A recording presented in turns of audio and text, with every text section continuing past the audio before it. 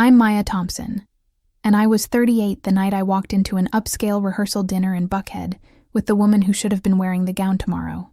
I'm not dramatic by nature. I plan menus, juggle food costs, and argue with vendors about parsley garnish. That's the life I built for myself here in Atlanta since I finally left Jordan. But when the email came from his future mother-in-law, coded in politeness, frosted with condescension, asking if I could assist with serving at her darling daughter's rehearsal dinner, I felt my throat burn like I'd swallowed a hot pepper. Assist with serving. Not cater, not create. Serve. A verb chosen like a blade. I had two options: delete it and pretend I never saw it, or show up on my own terms. The universe handed me the third option the same afternoon.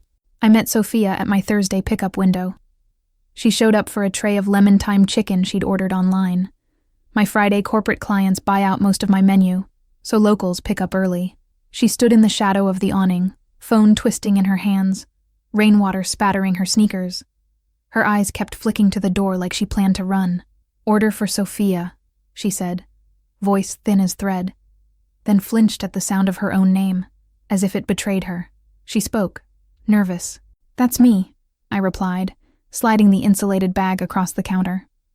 "Lemon thyme? You're the early bird," I said, smiling. She nodded, then swallowed, then blurted, "Does the name Jordan Pierce mean anything to you?" She asked, urgent. It was as if someone had opened a freezer and shoved me inside. My fingers tightened around the bag handle. I was careful. "Yeah," I said slowly, as calmly as I could. "Why?" Her face collapsed in relief and shame at once. "I thought so. I saw his picture on the wedding website. And then your catering Instagram. There were old photos. I thought maybe you knew him. Or knew everything," she admitted, halting. I set the bag down. "Tell me what you mean by everything," I said, steady. We sat at one of the tiny metal tables by the window. Outside, Peachtree Road was a glimmering track, tires hissing past like whispers. Inside, the citrusy comfort of roasted chicken and yeast rolls wrapped the room. She looked small wrapped in my spare denim jacket, which I offered when her shoulders shook. She told me her story, and I listened. By the time she finished, the jacket wasn't enough against the chill creeping into us both. Sophia had met Jordan at a charity art auction in January. He bought an abstract piece from a local painter, and he bought her attention with the same ease. "He had this way of looking like you're the only person in a crowded room," she said, staring at her hands. "That's how it starts, right?" she murmured, rueful. "He's practiced," I said softly. I spoke, weary. By March, Jordan had keys to her apartment and a toothbrush in her bathroom. By April, he proposed. On her tiny balcony with fairy lights and a ring he swore belonged to his grandmother. He told her a simple courthouse ceremony in June would be more us, and that he wanted to keep it quiet to avoid family politics. Then he evaporated around Mother's Day with a streak of unread messages like tire marks after a hit and run. No wedding, no explanation. Blocked on everything but email. When she finally found his name again, it was because her colleague attended a networking event and posted photos. Jordan was in one, arm wrapped around a woman in white at a cake tasting. The caption mentioned a date, June 29th. A venue, a historic mansion in Buckhead. A bride, Lila Harrington. "I thought I was crazy," Sophia whispered. "I thought maybe I imagined the proposal because I wanted it so badly. But the ring? It was real. He left the little felt box in my nightstand." "That's proof, right?" she asked, pleading. "That's proof," I said, firm. I answered. I knew the ring.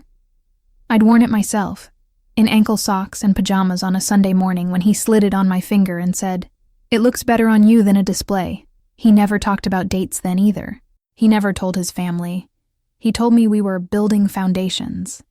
He told me things like he bought the ring from a small antique shop, not that it was his grandmother's. He told me nothing and everything at once until it all dissolved in my hands like sugar in hot water. When I left him 18 months ago, it felt like leaving a magician's show mid-act, refusing to clap for the trick. "I'm sorry he did that," I said.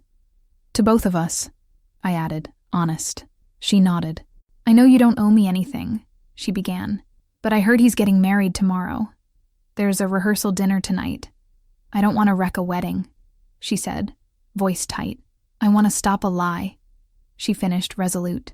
I stared at her, at the curve of her jaw clenched with resolve, at the way she stroked the edge of the jacket sleeve like it was rosary beads. The email from Lila's mother pulsed like a heartbeat in my phone. Assist with serving. I exhaled, steadying myself on the question lodged in my chest like a fishbone. What do you do when the person who hurt you is about to hurt someone else?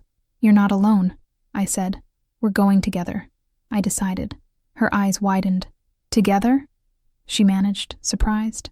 I was invited, I said. As help, I added, dry. Let them think that. We'll walk in through the kitchen. When the timing is right, we'll tell the truth. Not scream, not throw wine. Just facts, I laid out. Facts, she repeated, almost tasting the word. Okay, she agreed, firm. We spent an hour in my office gathering receipts of memory. I pulled up old photos. Us at Ponce City Market. Him grinning with cotton candy. His hand on my waist. The ring on my finger catching the Ferris wheel's lights. She showed me the proposal video on her phone. Low light. His voice soft and practiced. The same ring winking in between. We compared the little scratches on the band. Same pattern. He wasn't just careless. He was efficient. He recycled romance. I thought of Lila. We'd never met formally, but I knew of her, because Atlanta is a city that feels like a neighborhood wearing a metropolis shoes. Her family owned condo towers and contributed to museum wings. I pictured her tomorrow in silk and lace, smiling at a lifetime that hadn't been explained to her accurately. If she chose him anyway, that would be her decision on the other side of truth, but I wasn't going to let her choose in the dark. At 6, I closed the shop early and tossed my black server jacket into a tote. Sophia smoothed her dress, navy, simple, nothing like a costume for the role she'd been cast in without consent. And we took my battered Subaru through the drizzle. Atlanta smelled like wet pavement and honeysuckle. We didn't talk much. The city hummed on either side. Late commuters, restaurant patios under heaters, a jogger with a neon leash. When we pulled up to the Harrington mansion, a valet in a tidy blazer stepped forward, and the house rose over us.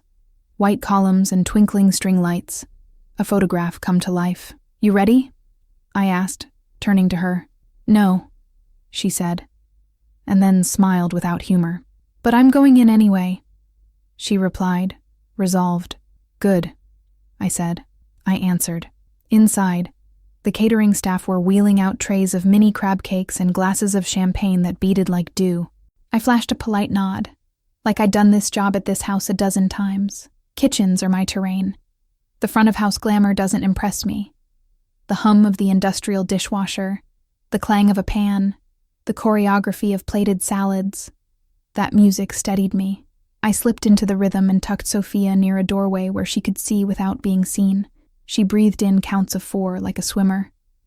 Through the doorway, I saw Jordan first. He has that kind of face that makes people move toward him like plants to sun. I hate that I ever moved too. His suit was charcoal. His hair.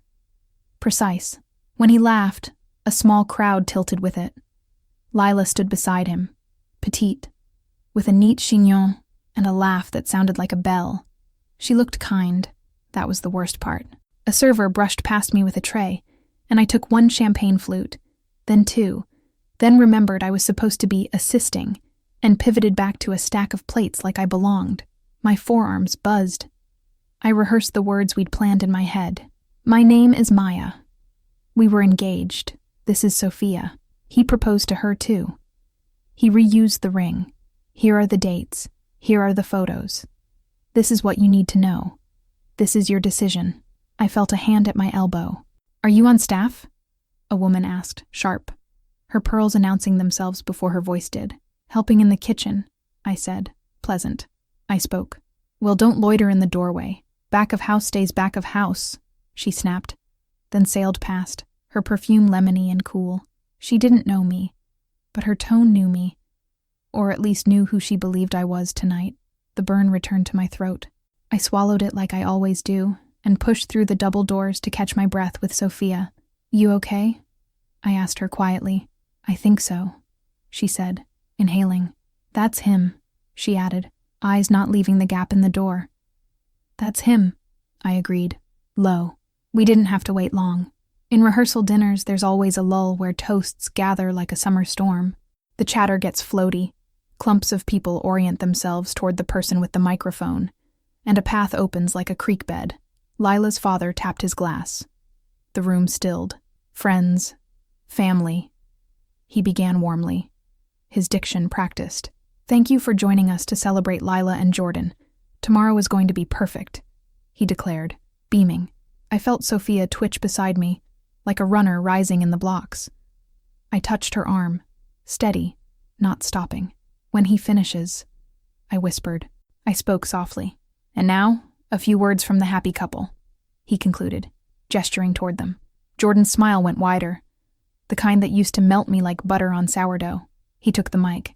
We are so grateful, he said, for all of you, for love, for second chances. He added, letting the phrase hang like a lantern. He loved phrases that sounded like something without actually being anything. Second chances. Sophia echoed under her breath, disbelief coating the words. That's our cue, I said. I answered. We stepped into the light of the doorway together, two women aligned by a story that should never have been written. I didn't raise my voice. I didn't need to. It's remarkable how quickly a room learns to listen when a truth walks in wearing flats and a calm expression. I met Lila's eyes first, doe brown, ringed with care. She tilted her head, curious. Jordan saw me a heartbeat later, and his face transformed the way a sky changes before a storm. Surprise, then calculation, then a smile stretched too tight. Maya, he said, the microphone warming his name, performing ease. How funny, he added, light. He spoke, brittle. Not funny, I replied. I said it plainly. My name is Maya Thompson, I went on, voice steady. We were engaged last year. We didn't set a date. We never stood in a room like this. But he gave me a ring, I said, lifting a photo on my phone to face the nearest cluster. This ring, I continued, reaching for Sophia's hand and gently turning her palm up to reveal the same band glinting against her skin. He proposed to her in April, I said. He moved between us like we were rooms in the same house. I finished even. A fork clinked against a plate somewhere. Lila's father's mouth opened, then closed.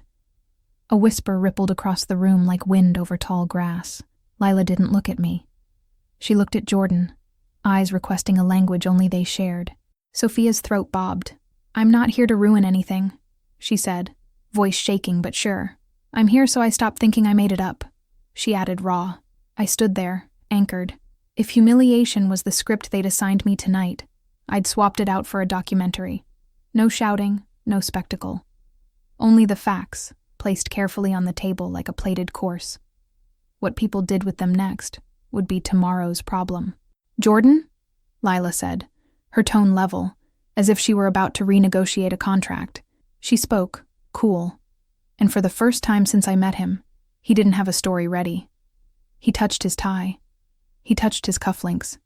He looked small. Somewhere in the kitchen, a timer dinged, and I thought, it's time. The air in the Harrington Mansion's dining hall felt like it had shifted several degrees colder after my words landed. Conversations that had once hummed like background music were gone, leaving only the clinking of glassware and the low drone of the AC. Every eye pointed toward me, toward Sophia, toward the truth laid out in plain sight. I had imagined this moment a dozen different ways on the drive here. In some versions, I trembled and broke down mid-sentence. In others, Jordan managed to twist everything back on me, painting me as the bitter ex who couldn't let go. But standing there with Sophia beside me, her hand clenched so tightly around mine that our knuckles whitened, I realized none of my predictions mattered. What mattered was that for once, the script wasn't his. Is this a joke? Lila asked finally, her voice calm but pointed. She looked at me first, then at Sophia, her eyes narrowing, calculating. No joke, I answered. My tone was steady, the same one I used when negotiating a stubborn vendor down on prices. Sophia swallowed, then lifted her chin. He asked me to marry him, she said, showing the ring again. Her words trembled, but her gaze didn't. A hush settled deeper. People were leaning in their chairs, forks midair, like a collective breath waiting to be released. Jordan laughed then. Too loud, too forced. "This is ridiculous," he said, his voice carrying across the hall. "Maya, you're really going to bring her into this? You left me. You couldn't handle what we had. And now you show up at my rehearsal dinner to, what? Humiliate me?" He turned toward the guests as if trying to recruit them to his side. His hands moved the way they always did when he lied, palm open, gesturing too much, like he was playing charades instead of telling the truth. "I didn't leave because I couldn't handle you," I said, cutting through his performance. "I left because there was nothing real left to hold. You were already practicing disappearing acts back then," I added, my eyes not leaving his. A few gasps, a few murmurs. The Harringtons shifted uncomfortably at their table, whispers darting between them like sparrows. Lila's gaze, sharp as glass, returned to Jordan. "You told me she was unstable," she said flatly, nodding toward me. Her voice didn't rise, but her words carried. My jaw tightened, but before I could respond, Sophia spoke. "Unstable people don't keep receipts," she said, her hand shaking slightly as she held up her phone. The video of Jordan on her balcony glowed on the screen. His voice played softly through the speaker. "You make me the happiest man alive. I can't wait to spend forever with you." The room shifted again. This time it wasn't disbelief. It was recognition. Too many of the guests had heard Jordan's polished charm before. Now they were hearing it recycled. "Turn that off," Jordan snapped, his composure slipping. "No," Sophia said, firmer than I'd ever heard her. "You don't get to silence me again." Lila's mother rose abruptly, pearls clinking against her glass as she moved. "This is highly inappropriate," she announced, addressing the room instead of us. "These women have clearly come here to cause trouble. We will not indulge," but Lila raised a hand, cutting her off. "Sit down, Mom," she said quietly, her tone leaving no room for argument. Silence again. You could have heard the soft fizz of champagne bubbles from the untouched glasses. "Jordan," Lila continued, her voice still calm. "Is it true?" His mouth opened, closed, opened again. I recognized the pause. It was his tell. He was searching for the angle, the loophole, the version of the story that could buy him sympathy. "Lila, baby, listen," he started, voice softening, practiced. "These are desperate women. Maya's bitter because I moved on. And this other girl," he gestured dismissively toward Sophia, "I don't even know her. She's probably some scam." "You don't know me?" Sophia snapped, the strongest I'd ever seen her. Her voice cut through the hall like glass shattering. "You lived in my apartment for 3 months. You proposed to me on April 14th. You called me your future. Do you want me to show them the text too?" Her voice cracked, but her words hit hard. People were staring at Jordan now, not with curiosity, but with recognition of a fraud unveiled. I watched shoulders shift, eyes narrow, lips tighten. The tide was turning. "Enough!" he barked suddenly, his voice sharper. He slammed the microphone down on the table so hard it screeched through the speakers. "This is my night. You think you can ruin me? You think anyone here cares about your sob stories?" That was the mistake. That flash of temper. The unpolished truth of who he really was. Because Lila didn't flinch. She didn't coddle. She didn't even raise her voice.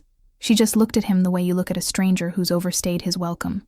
"I care," she said, cold and clear. Jordan blinked, thrown off balance. "I care that you lied," she went on. "I care that you dismissed them like they're nothing when they're standing here with proof. And I care that the man I was about to marry can't even answer me with honesty when it matters most." Her words landed heavier than anything I or Sophia could have said. They belonged to her now, the truth woven into her decision. Jordan reached for her hand, but she stepped back. "Don't," she said, her voice ice. The room erupted then. Not in cheers or chaos, but in low murmurs, shifting chairs, people excusing themselves quietly to the bar or the restroom. That's how reputations collapse in rooms like this. Not with explosions, but with exits. I felt Sophia's hand loosen in mine, her shoulders sagging. For the first time that evening, she looked lighter, like a burden had been set down. She whispered, "We did it," almost in disbelief. I nodded. "We did," I replied softly. Jordan, though, wasn't done. He leaned toward me, eyes sharp with a venom I knew too well. "You think this makes you the hero?" he hissed, low enough that only I heard. "You'll always be the woman serving food, Maya. Remember that." I held his gaze, steady. "Maybe. But at least I'm not starving anyone with lies," I answered. I didn't wait for his response. I turned, guiding Sophia toward the kitchen doors. The air behind us buzzed with whispers, the kind that spread faster than any official announcement. In the quiet of the service hallway, the noise dimmed. Sophia leaned against the wall, exhaling hard, tears sliding down her cheeks. Not of pain this time, but of release. "I thought I'd never get to say it out loud," she admitted, her voice breaking. "You did," I said, "and you were heard." She nodded, wiping her face with the back of her hand. "Thank you for standing with me," she whispered. "Thank you for giving me a reason to stand," I replied honestly. We walked out into the drizzle, leaving the mansion behind us. The valet didn't even ask questions as he jogged to retrieve my car. Maybe he'd already heard enough through the grapevine of staff who always know more than guests think. As I slid into the driver's seat, Sophia looked back at the glowing windows. "Do you think she'll still marry him?" she asked, quiet.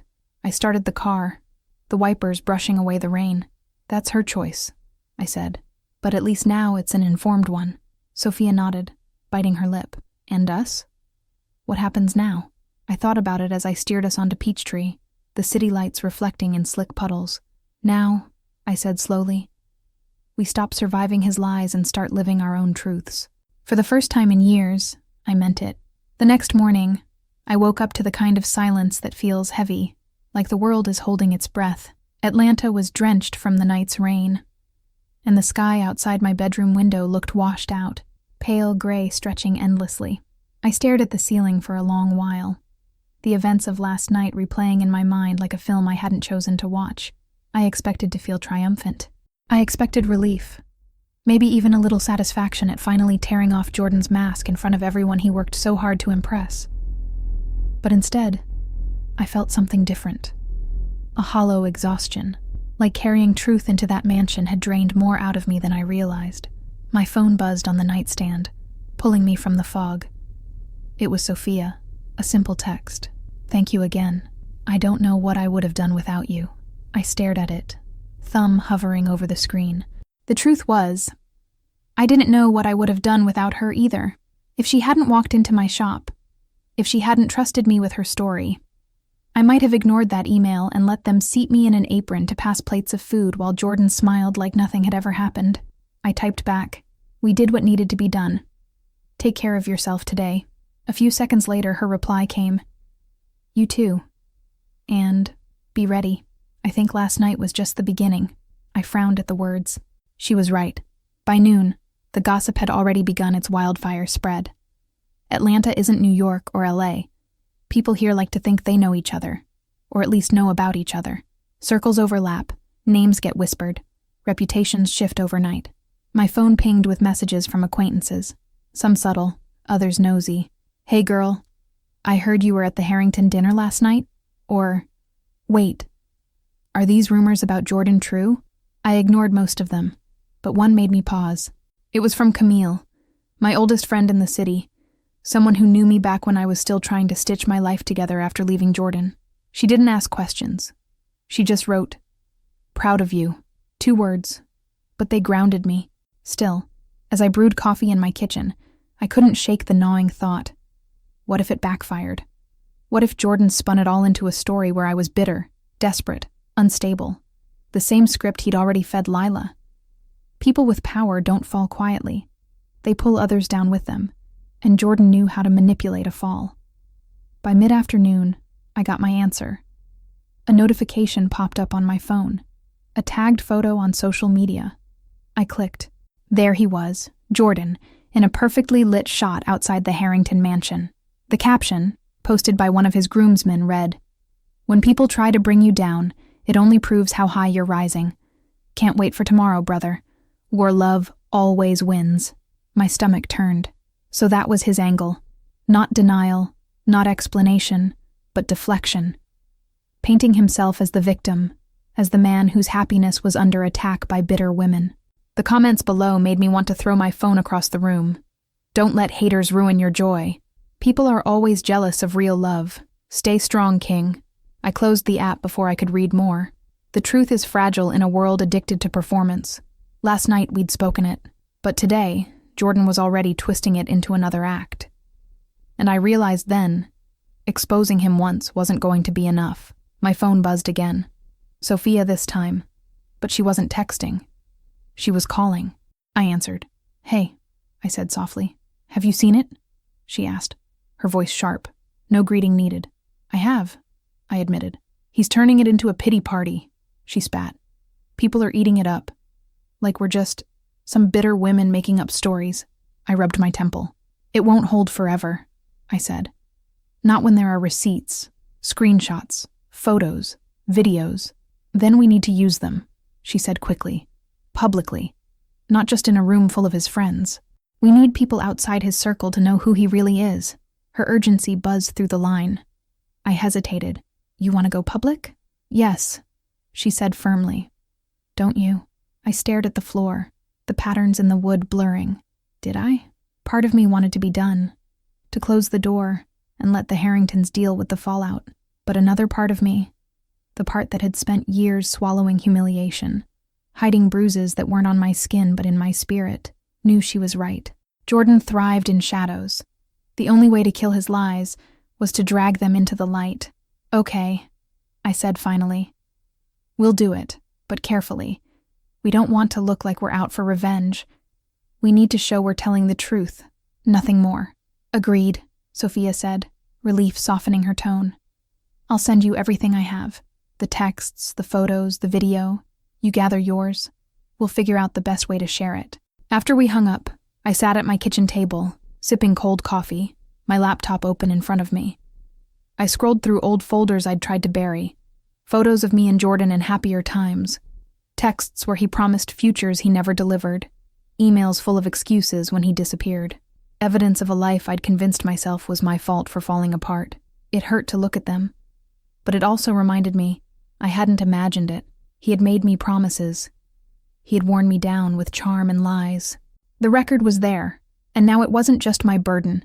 It was proof. That evening, Camille dropped by unannounced, carrying a paper bag that smelled of fried chicken.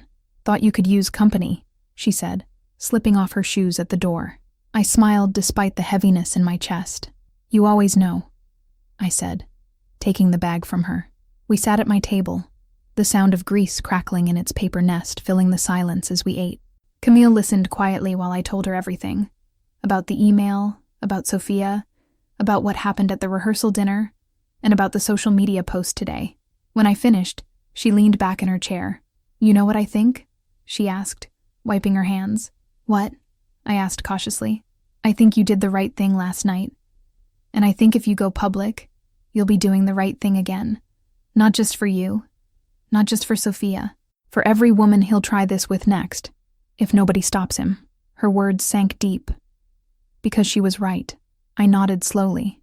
"Then we're going to do it," I said. "We're going to make sure people know the truth." Camille smiled faintly. "That's the Maya I know," she said. When she left later that night, I stood by the window, looking out at the wet streetlights glimmering on the pavement.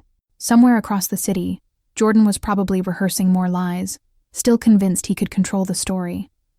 But this time he wouldn't. This time we were ready. Sunday mornings in Atlanta usually carry a rhythm of their own. Church bells echoing faintly, families lining up outside their favorite brunch spots, joggers pacing Piedmont Park. But this morning, my world wasn't moving with that rhythm. I woke up restless, scrolling through my phone, waiting for Sophia's message with the files she promised. By 8:30 they arrived. A shared folder, neatly labeled. Proof. I clicked. Inside were screenshots of texts, long strings of messages where Jordan promised weekend getaways, whispered forever in short lines that felt rehearsed now. Photos of him in her apartment, his shirt draped on her couch, his face pressed close to hers in selfies. And the video again, the proposal with fairy lights flickering behind them. I sat back, pressing a hand to my chest. It was overwhelming, not just because of what it showed, but because of how familiar it all looked. The tone of his texts, the curve of his smile in those photos, the way he staged intimacy like it was a commercial. He hadn't changed. He'd just swapped out the women in the frame. I opened my own folders. Pictures of us at the Beltline. Our reflections in the shiny glass of Ponce City Market. The ring glimmering on my finger under the glow of Ferris wheel lights. Screenshots of him sending me the same promises. You're my forever. No one else compares. When I dropped them into the shared folder, I felt like I was piecing together a puzzle I'd spent years ignoring. Only now, the picture was undeniable. A ping. Sophia had left a note. This is more than enough. I typed back, the question is, how do we release it? By noon, Camille came over again. She never asked before showing up, but I didn't mind. She carried a notebook this time instead of food. Okay, she said, dropping into the chair across from me. If you're serious about going public, you need a plan. Otherwise, he'll spin it faster than you can hit post. I raised an eyebrow. You sound like you've done this before. She smirked. No, but I've seen it. I work in PR, remember? I know how people like Jordan survive scandals. They confuse, deflect, and drown the truth in noise. You can't just throw it all online. You need clarity, context, and credibility. I leaned forward, interested despite myself. So what's the play? First, timing, she said, tapping her pen. You drop this too early, people dismiss it as drama. Too late, and he controls the narrative. My advice? Today, before the wedding. That way the story hits before vows are even exchanged. Sophia joined us on video call, her face pale but resolute. She agreed immediately. We have to do it today, she said. If she marries him without knowing, her voice cracked. I couldn't live with that, Camille nodded. Exactly. Next, format. You don't want it to look like revenge. You want it to look like documentation. A joint statement, both of you. Calm, straightforward. Attach the proof. No name-calling, no theatrics. Sophia glanced at me through the screen. Do you think people will believe us? They'll believe the receipts, Camille said firmly. I felt the weight of it pressing down on me. Going public wasn't just exposing him, it was exposing myself. My past, my mistakes, the vulnerability of admitting I stayed with someone like him for so long. But then I thought of all the women who might sit across from him next if we stayed silent. We'll do it, I said finally. We spent the next 2 hours drafting. Camille wrote most of it, but she asked us to read every line aloud so it sounded like us. The statement began simply. We are writing this together because we both lived the same lie. Jordan Pierce proposed to us separately within the last 2 years, using the same ring, the same words, and the same promises. While he prepared to marry someone else, he left behind a trail of broken commitments and manipulated trust. We are sharing this not out of revenge, but because truth matters. Women deserve better than being hidden, swapped out, and silenced. We attached screenshots and photos, organized by date. Nothing excessive, just enough to make the timeline undeniable. When the document was ready, I stared at the post button on Instagram, my finger trembling. Sophia's little face in the video window looked just as tense. On 3? I suggested. She nodded. 1, 2, 3. We pressed. The first minutes were quiet. Just a handful of likes, a few supportive comments from close friends. But then, as if someone had lit a match, the numbers began to climb. Shares, comments, messages. Notifications pinging so fast my phone buzzed without pause. Some were cruel. This is messy. Keep it private. Some were skeptical. How do we know this isn't fake? But most were supportive. Thank you for speaking up. He did this to my friend too, sending you strength. And then came the direct messages. Women I didn't know. Some I only vaguely recognized. Each with their own version of the story. Dates with Jordan that ended abruptly. Relationships that fizzled after promises. One even sent a picture of him at a bar last winter.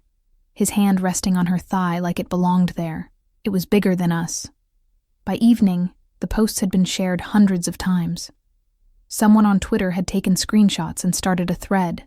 The hashtag #NAR2Brides began trending locally. Camille was right. Clarity, context, credibility. It was working. But not everyone was silent. At 6:45 p.m., Jordan posted a video on his account. Dressed in his wedding suit, hair immaculate, his voice dripping with calm control. To everyone reading the lies being spread about me today, he began, sighing as if burdened. Please know the truth. I am a man deeply in love, about to marry the woman of my dreams. Unfortunately, not everyone from our past can accept when we move on. I won't dignify false claims with responses. Instead, I'll focus on celebrating love tomorrow. He smiled, warm, practiced. Comments flooded instantly, half praising him, half demanding answers. I watched it with a tight chest. He's still performing, I muttered. Sophia's voice came through my speaker. But now he's performing in a play where the audience already knows the ending, she said. And she was right. Because beneath his polished video, our receipts were circulating. His script no longer matched the evidence on everyone's screens. Still, doubt crept in. Would Lila see it before the wedding? Would she believe it? Or would she let herself be swept along by the Harrington machine, where image mattered more than truth? As night fell, Camille texted me, "No matter what happens tomorrow, you've done enough." You gave her the truth. I sat by my window again, looking out at the quiet street. Enough, maybe. But deep down, I knew tomorrow wasn't going to be quiet. Tomorrow was the wedding day, and the real storm hadn't even started. The morning of the wedding felt heavier than the storm clouds pressing down on the city. Atlanta's skyline was muted in the gray haze, and even the streets seemed slower, like they were waiting for something to break. I barely slept. My phone buzzed all night with notifications, messages from strangers, tags on posts, supportive comments, skeptical ones, and more women adding their voices to the growing thread of stories about Jordan. By dawn, it wasn't just a local scandal. It was spreading. Sophia called me at 7, her voice taut. "Do you think she'll go through with it?" I exhaled into the phone, staring at my ceiling. If she does, it won't be because she doesn't know. It'll be because she chooses to ignore it. There was silence on the line. Then Sophia whispered, "That would be worse." By mid-morning, the Harrington mansion was buzzing like a hive. News vans had started parking discreetly down the block, hoping to catch glimpses of the high society wedding now drenched in controversy. On social media, hashtags tied to the Harringtons, the Harrington wedding, Pierce Harrington, were now colliding with two brides. I hadn't planned to go near the venue again, but Camille insisted. "You can't let him rewrite the ending while you hide at home," she said firmly, showing up at my door in jeans and a blazer. "You don't have to crash the wedding, but we're not going to sit in your kitchen like spectators." So we drove.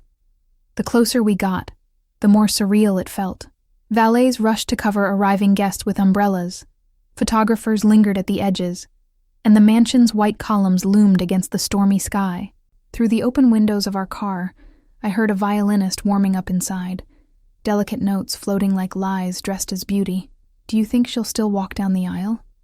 Camille asked as she parked a block away. "Honestly," I said, my throat dry, "I don't know." We waited. From our spot near the corner, we could see the procession of guests slipping into the mansion, their faces tight, some whispering behind gloved hands. They'd all seen the posts. The question wasn't whether they believed. It was whether they'd pretend not to. At 2:10, Sophia appeared. She spotted us instantly and hurried over, rain dampening her hair. "I couldn't stay away," she admitted, out of breath. "If she marries him after everything, I need to know I did everything I could." I hugged her, and for a moment, the three of us just stood there, silent, as the rain dripped down our jackets. Then a sudden flurry of motion near the front doors pulled our eyes. A bridesmaid rushed out, phone pressed to her ear, pacing under the portico. Another followed, adjusting her dress nervously. The doors opened wider, and for a brief second, I caught sight of Lila. She wasn't in her gown yet. She was still in a silk robe, hair half done, standing in the hallway with her mother clutching her arm. Even from a distance, I could see it. Her face pale, lips pressed into a thin line, eyes burning not with joy, but with anger. She saw it. Sophia breathed beside me. I nodded. She saw it. We couldn't hear what was happening inside, but word traveled fast. Guests started leaving their seats, murmuring, stepping into the hall. The violinist's music stopped mid-note. A ripple spread outward like a stone dropped into water. And then, the doors opened again. Lila stepped out. This time fully dressed, not in her gown. She never put it on. She wore a simple navy dress, understated, but the set of her shoulders made her look taller than I'd ever seen her.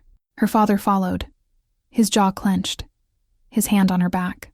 Behind them trailed Jordan, in his suit, eyes wide. Voice raised, though we couldn't hear the words. But we saw enough. Lila spun on him halfway down the steps, her voice carrying now across the courtyard. "Don't you dare tell me it's all lies," she snapped. "I've read every word. I've seen the dates. You didn't just betray me. You built a life out of betrayal." Gasps rippled through the crowd gathering outside. Cameras clicked like cicadas in summer. Jordan reached for her arm, but she yanked it back. "Don't touch me," she spat. "You don't get to claim me as your bride. Not now. Not ever." He froze, his hand hanging awkwardly in the air before dropping to his side. Lila turned then, her eyes sweeping over the guests, the cameras, the family. "The wedding is off," she declared. Her voice didn't shake. "There will be no vows, no reception, no pretending. I won't marry a man who treats women like placeholders in his ego parade." The courtyard erupted, some shocked, some relieved, some whispering furiously into phones. I felt Sophia's hand clutch mine so tightly it hurt. Tears welled in her eyes. "She did it," she whispered. "Yes," I said, my throat thick. "She did." Jordan, desperate now, raised his voice. "This is insane. These women don't know what they're talking about." But his words drowned under the clicking of cameras, the murmurs of guests, the sharp command of Lila's father calling for cars. For the first time, Jordan wasn't the center of control. He was just noise in the background of his own unraveling. Sophia and I didn't approach. We didn't need to. This was Lila's moment, her choice, her voice. She walked back inside, head high, her parents on either side. Guests followed, but the energy had shifted. No one was celebrating anymore. They were witnessing a collapse. Camille exhaled beside me, shaking her head. "I've seen PR disasters," she murmured, "but nothing like this." I couldn't take my eyes off the mansion. For years, I'd dreamed of moments like this. Not revenge, but justice. Not humiliation for me, but truth for everyone. And now, standing there in the rain, I felt a release I didn't know I'd been waiting for. Sophia leaned against me, her body trembling with relief. "It's over," she whispered. But as I watched Jordan pace the steps, gesturing wildly at anyone who'd listen, I knew she was only half right. It wasn't over. It was just beginning. Because men like him don't disappear quietly.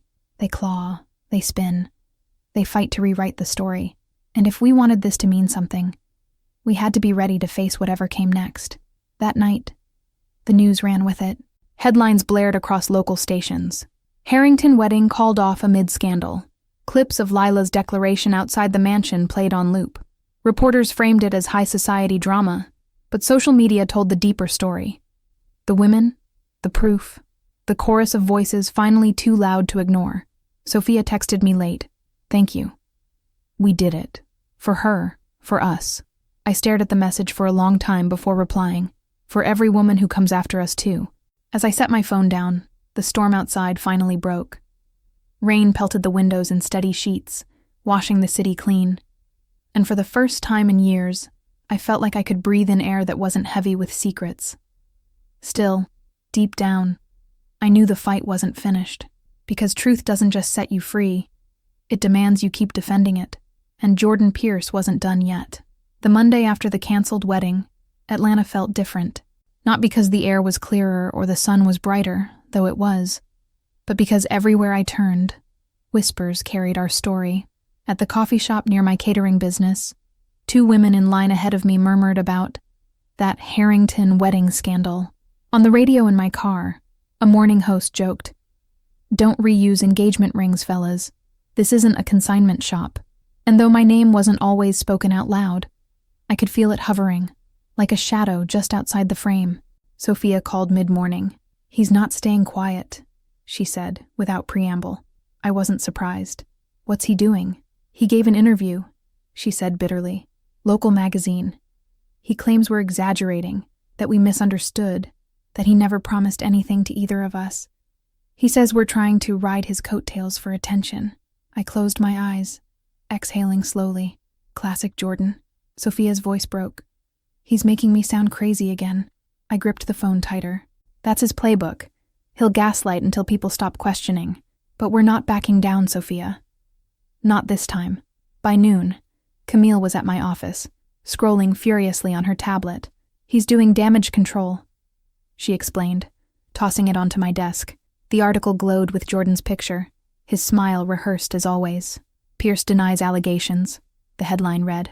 Inside, his words were predictably polished. I've made mistakes, like anyone. But I've never deceived or manipulated women in the way I'm being accused. It's disheartening to see bitterness weaponized to destroy love. I wanted to laugh and scream at the same time. Bitterness weaponized. That was his angle. Camille arched an eyebrow. You know what this means, right? He's not going to fade into the background. He's going to fight. Which means you two need to decide if you're fighting too. I met her gaze. We already decided. She nodded slowly. Then you'd better be ready, because he's got money, connections, and charm. But what you have, she paused, is truth.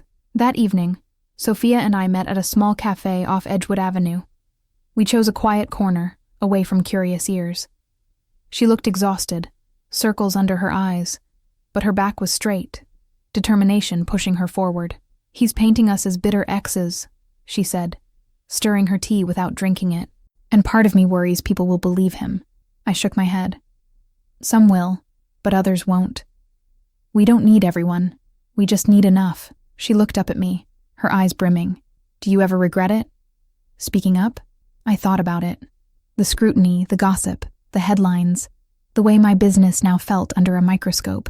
But then I thought about Lila's face when she said, "The wedding is off." I thought about the messages from women who'd reached out, sharing their own stories.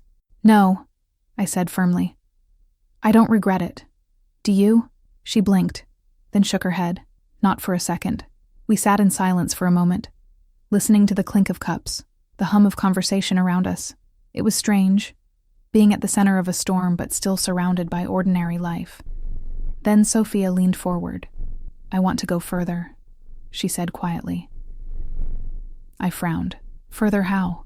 Not just proving what he did to us, showing how he does it, how men like him operate, how charm turns to lies, how silence becomes survival. If we tell it clearly, maybe it helps someone else see the signs sooner. Her words hit me hard. Because she was right. Our story wasn't just about Jordan. It was about patterns. About a cycle too many women knew, but too few spoke aloud. I nodded slowly. Then we tell it. Together.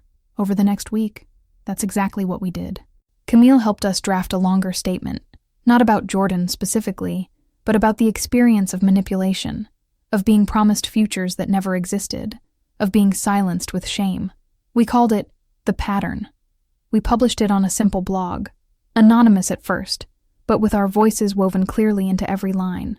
We used our stories as examples, pairing them with the receipts already circulating online. And within hours, comments poured in. Women recognized themselves in our words. Some shared their own stories.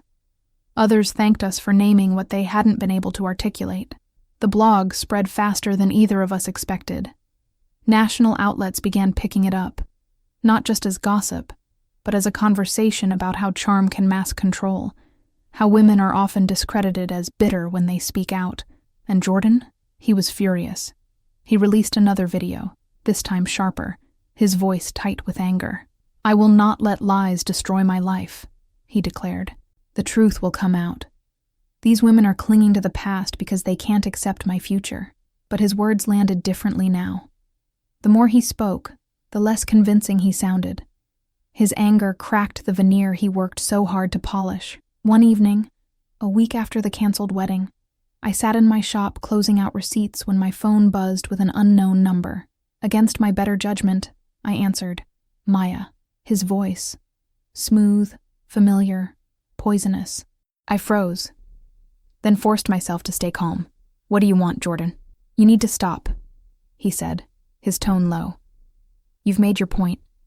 You embarrassed me. Congratulations. But this crusade? It's going to backfire. People will turn on you. They always do. I gripped the phone tighter. This isn't a crusade, it's the truth, he chuckled, that same laugh that used to disarm me. The truth is flexible, Maya. You of all people should know that. And when the tide turns, you'll wish you kept your mouth shut. I didn't let him hear the way my stomach twisted. Then let it turn, I said flatly. I'd rather drown in truth than float on your lies. There was a pause. His silence crackled through the line. Then, a click. He hung up. I sat there, my hands trembling, the dial tone buzzing in my ear. But beneath the fear was something else. Resolve. He was trying to intimidate me because he was losing control, and that meant we were winning. That night, I called Sophia. He called me, I told her, voice steady despite the adrenaline still in my veins. Her breath caught. What did he say? That we should stop. That people will turn on us. And, she pressed. And I told him we won't. Silence stretched for a moment.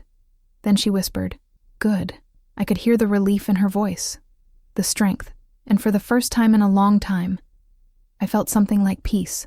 Not because the fight was over, it wasn't, but because I wasn't fighting it alone. By the weekend, the storm had grown bigger than Jordan Pierce. News outlets weren't just talking about him anymore. They were talking about patterns of manipulation, about how easily women's voices get dismissed, about accountability in relationships and power dynamics. And though his name was still in the headlines, so was ours. Not as victims, not as bitter women, but as women who chose to speak when silence would have been easier. It wasn't the ending I'd imagined years ago when I thought about love and marriage, but maybe it was something better, a beginning I never expected. The following Monday started differently. Instead of whispers in coffee shops and side glances from acquaintances, the tone of the city had shifted. People weren't just gossiping anymore. They were asking questions about accountability, about why women are called bitter when they tell the truth, about why manipulation gets excused as charm. Sophia and I had stepped into something bigger than our personal story. And though that gave me a sense of pride, it also scared me. Because movements are heavy, and I wasn't sure my shoulders were strong enough. I was restocking shelves in my shop when Camille walked in, waving her phone. You're not going to believe this, she said. What now? I asked, bracing myself. She turned the screen toward me. CNN. A headline that made my knees almost buckle. From fiancé to advocate. 2 women expose the man who fooled them both. My picture was there. One of the old Instagram photos Jordan and I had posted years ago. My smile bright, his arm around me. Next to it, a recent photo of Sophia from her social media. The article pulled our stories together, quoting from the Pattern blog, connecting it to broader conversations about manipulation and gaslighting. They're calling us advocates, I said slowly, the word foreign on my tongue. You are, Camille replied firmly. This isn't just about him anymore.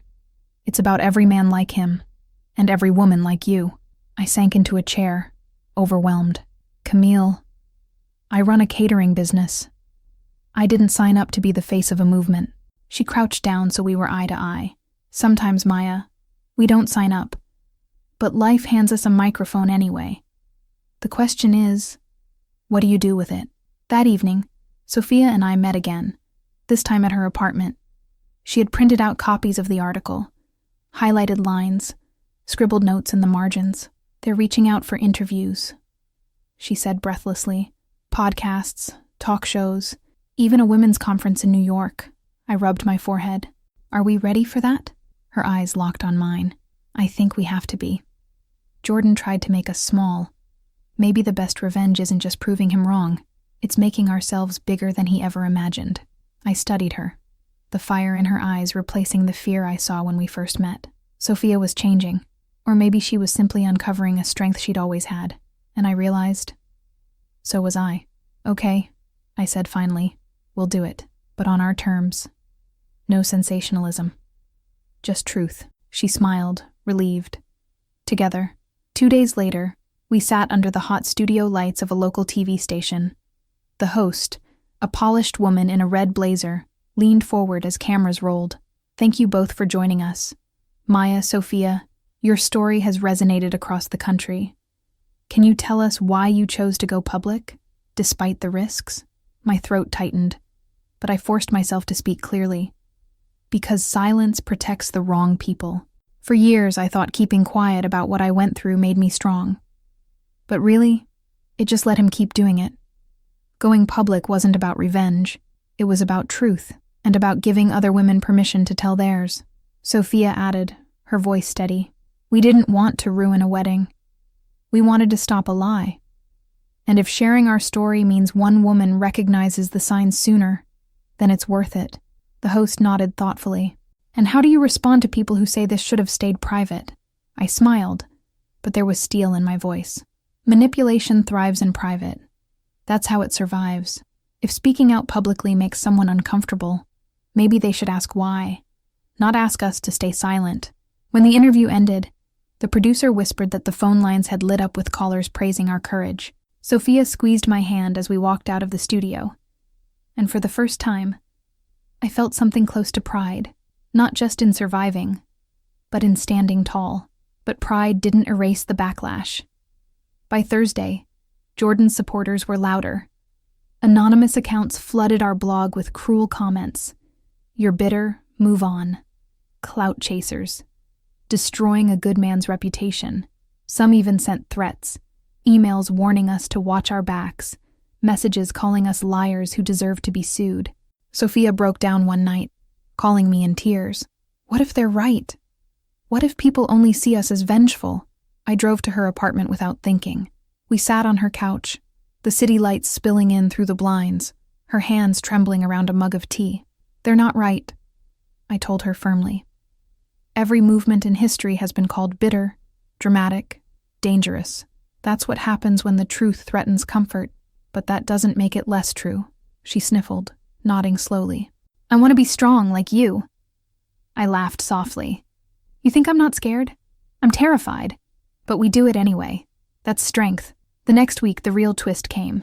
Camille stormed into my shop, phone in hand, eyes wide. He's suing, she said. I froze. What? She shoved the screen toward me. Jordan had filed a defamation lawsuit against both me and Sophia, claiming our statements had irreparably damaged his reputation and career opportunities. My stomach dropped. He's trying to silence us legally. Camille nodded grimly. It's intimidation. He knows he can't win easily, but lawsuits drain energy, money, and time.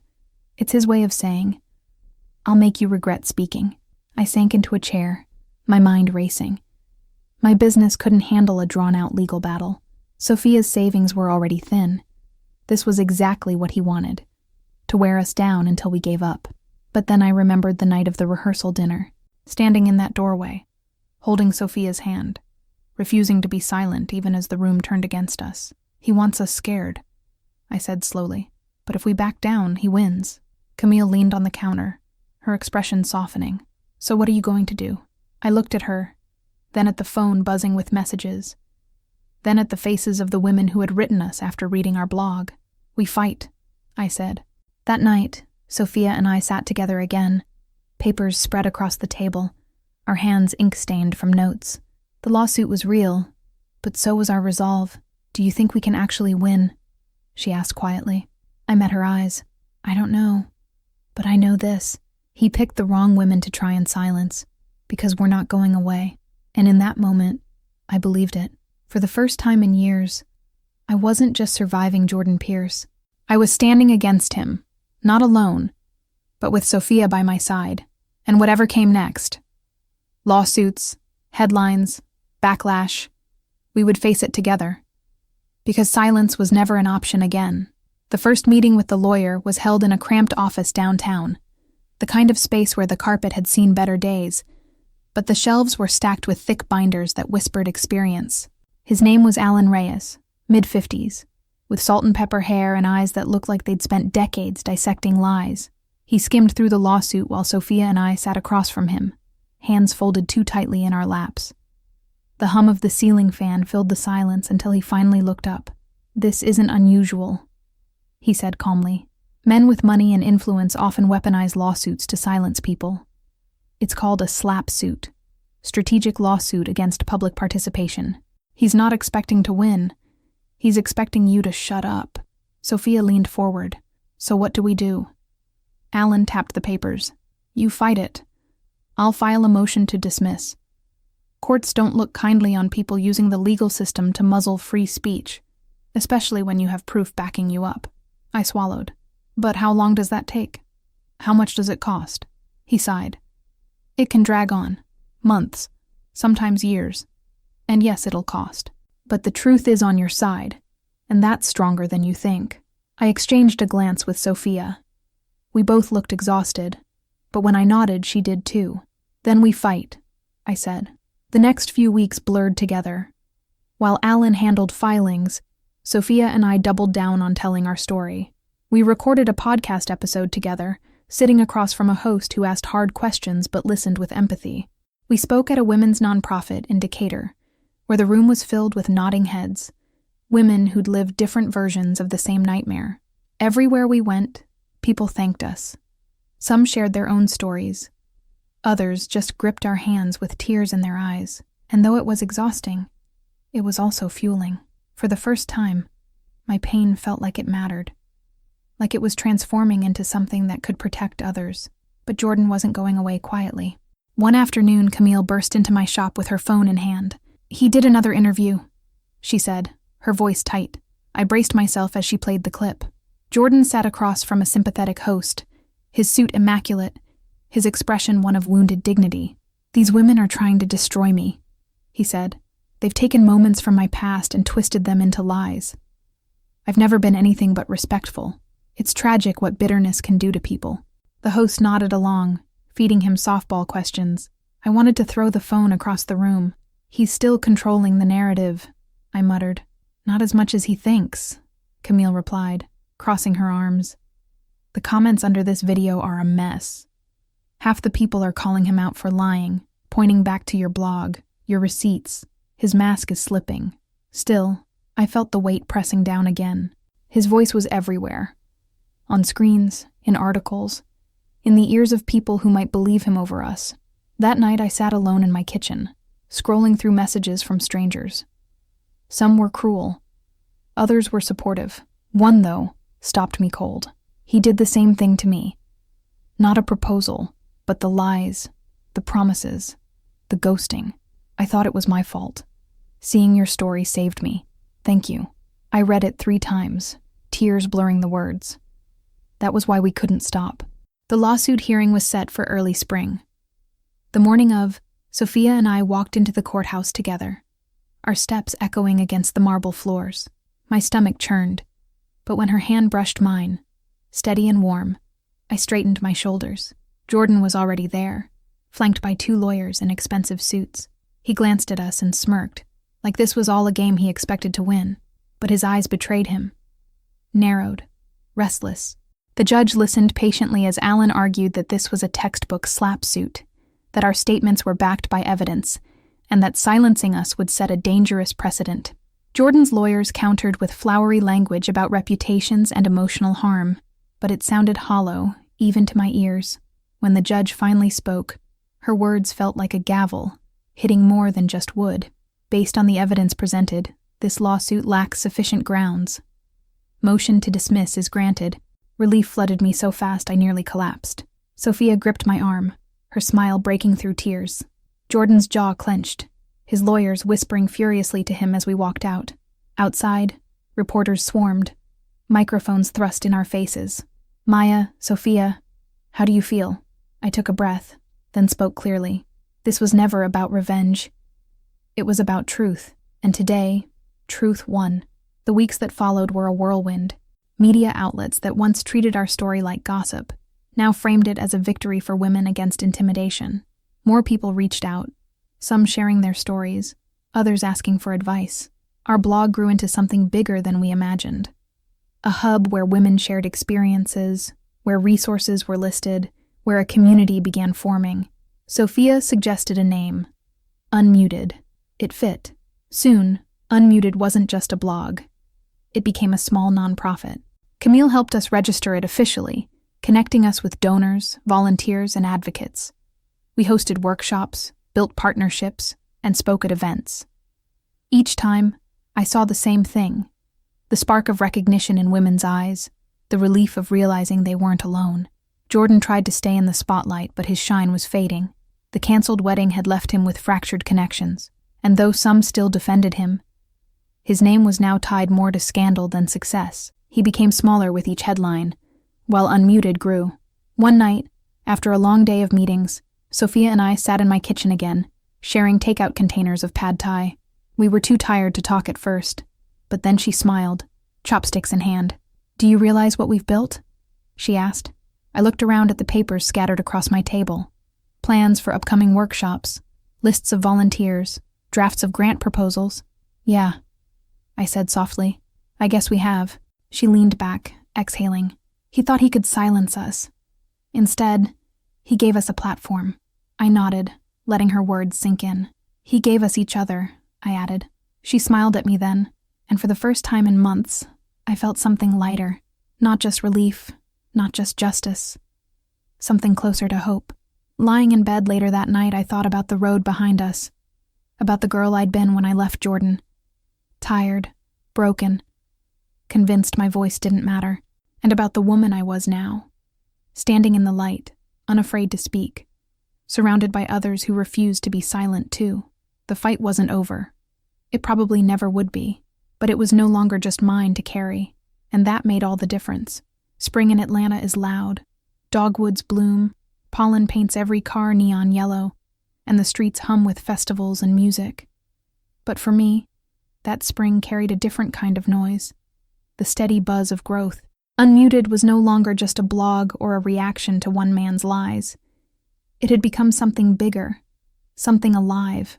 Women were emailing from across the country, asking how they could start their own chapters, how they could tell their stories safely. Our inbox overflowed with pain and hope in equal measure. Sophia and I spent long nights at my shop after closing, laptops open, coffee cups multiplying, mapping out how to scale something we'd never planned to build. "We can't help everyone," she said one night, eyes tired, but burning with determination. "But we can give them tools. We can give them space." And that's what we did. The first Unmuted event was held in a borrowed community center in Decatur. Folding chairs lined the room, coffee and pastries laid out on a table against the wall. We didn't know if anyone would show. I remember standing in the empty room with Sophia, wringing my hands, whispering, "What if it's just us?" But then, one by one, women walked in. Some alone, some with friends. Older women, younger ones. Black, white, Latina, Asian. By the time we started, every chair was filled. We didn't give speeches. We just spoke plainly, telling our stories again, and invited others to do the same. The room filled with voices, hesitant at first, then stronger. Stories of broken engagements, of financial manipulation, of gaslighting that made women doubt their own memories. Tears flowed, but so did laughter. The kind that comes when you finally realize you're not crazy, you're not alone. By the end of the night, people hugged us, thanking us, promising to come back. One woman pressed my hands in hers and whispered, "You saved me." When Sophia and I got into my car after cleaning up, we just sat there in stunned silence. Then she grinned, her eyes shining. "This is bigger than him now," she said. And she was right. But Jordan wasn't done trying to claw his way back. One afternoon, Camille forwarded me a press release. Jordan had announced he was writing a book. The title? Resilient Love, Rising Above Lies. I almost choked on my coffee. "He's turning himself into the victim," I groaned. Sophia rolled her eyes. "Of course he is. He can't survive without an audience." We debated what to do. Ignore it? Call it out? In the end, we chose not to give him the attention he craved. Instead, we kept building, and soon, the universe seemed to reward that choice. A national women's conference invited us to speak on a panel in New York. I'd never been on a stage like that before, under bright lights, looking out at rows of women from across the country. My knees shook, but when I opened my mouth, the fear melted. "I once thought humiliation was the end of my story," I told the crowd. But it was actually the beginning. Because the moment I stopped accepting silence, I started living again. The applause that followed was unlike anything I'd ever felt. It wasn't about me. It was about every woman in that room who recognized her own strength reflected back. Afterward, women lined up to speak with us. Some wanted advice, Others just wanted to hug. And as I stood there, hearing their voices, I realized I wasn't just surviving anymore. I was leading. But growth brought new challenges. Running Unmuted took time, energy, money. My catering business started to suffer, clients slipping through the cracks while I juggled 2 lives. One night, I sat in my kitchen with invoices spread out, my head in my hands. Camille dropped by, as she always did, carrying Thai takeout. She took one look at me and sighed. "You're burning out, Maya." "I can't stop," I muttered. "Women are counting on us." "You also can't pour from an empty cup," she said firmly. "You need balance, delegation, a team. Otherwise, you'll collapse before this thing even finds its legs." I hated that she was right. So we expanded. Volunteers became staff. Grants started trickling in. Sophia took over managing the website, freeing me to focus on events and partnerships. Slowly, I found my rhythm again. But just when I thought things were stabilizing, the past came knocking again. I was leaving my shop one evening when I spotted him, Jordan, leaning against a sleek black car parked across the street, watching me. My heart stuttered, but I forced myself to keep walking, keys clenched tight in my fist. He stepped forward, blocking my path. "Maya," he said softly, almost pleading. I froze, my pulse pounding in my ears. "What do you want?" He looked thinner, his suit rumpled, his eyes tired. I want to talk. There's nothing left to say." I snapped, my voice sharper than I felt. He raised his hands, palms out. "Please, just 5 minutes. I need you to understand. I'm not the monster you think I am." I laughed bitterly. "Jordan, you don't need me to understand. You need an audience, and I'm done playing that role." His jaw tightened, but then he softened again, voice low. "You've destroyed me. My career, my reputation, everything. Don't you feel like enough is enough?" I met his eyes, steady. "Enough was when you proposed to me with the same ring you gave another woman. Enough was when you lied and manipulated until I didn't recognize myself. Speaking the truth isn't destruction. It's survival. And I won't apologize for surviving." For a moment, his mask slipped. Anger flared in his eyes, raw and sharp. But he didn't lash out. He just stepped back, shaking his head, and walked to his car. I stood there until the taillights disappeared, my hands trembling. That night, I told Sophia what happened. Her face paled. "Do you think he'll try something again?" "Maybe," I admitted. "But even if he does, we're not the same women he once controlled. He can't scare us back into silence anymore." She nodded, determination hardening her features. "Then let him try. He won't win." And deep down, I knew she was right. By the end of spring, Unmuted had grown into something neither of us could have imagined. We had chapters forming in other states, media outlets asking for our insight, and women everywhere finding their voices.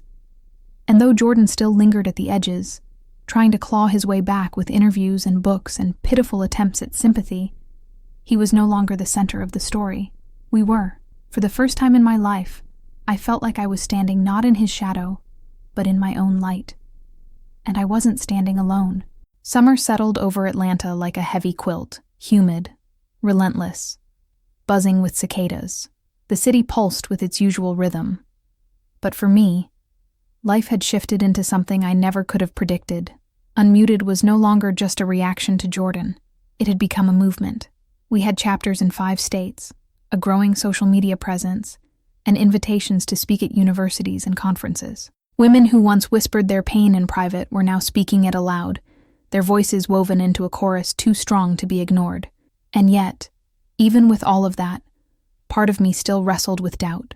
Because while we were building something powerful, the scars of what had brought us here still lingered. Some nights, I still woke up with his voice in my head, twisting truth into lies. Some days I still wondered if I'd ever stop carrying the humiliation of being asked to serve food at the rehearsal dinner of a man who once promised me forever. But maybe that was the point. Maybe healing wasn't about erasing scars. It was about wearing them openly, proof that I'd survived. One Saturday afternoon, Sophia and I sat at Piedmont Park, watching families spread picnic blankets under the trees. We were preparing for our biggest event yet, a national summit for Unmuted, bringing together women from across the country. "Do you ever think about how far we've come?" Sophia asked. sipping her iced coffee. All the time, I admitted. Sometimes I feel like I'm living someone else's life. Like I'm watching a stronger version of myself take over. She smiled softly. That stronger version was always there. Jordan just made you forget. I looked at her then, really looked, at the woman who had once walked into my shop trembling, unsure if she'd imagined the life she'd lived.